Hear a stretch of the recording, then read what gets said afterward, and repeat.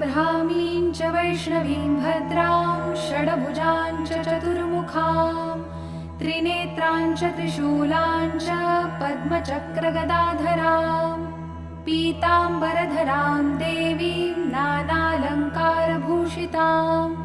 तेजः पुञ्जधरां श्रेष्ठां ध्यायेद्बालकुमारिकाम् ओङ्कारलक्ष्मीरूपेण विष्णोर्हृदयमव्ययम् विष्णुमानन्दमध्यस्थं ह्रीङ्कारबीजरूपिणीम् ॐ क्लीं अमृतानन्दभद्रे सद्य आनन्ददायिनी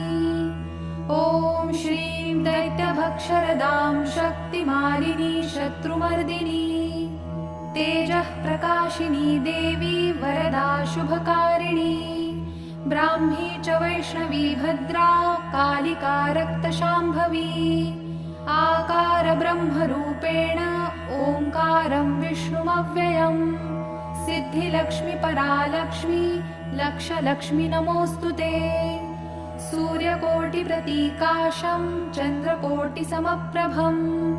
तन्मध्ये निकरे सूक्ष्मं ब्रह्मरूपव्यवस्थितम् ओङ्कार परमानन्दं क्रियते सुखसम्पदा सर्व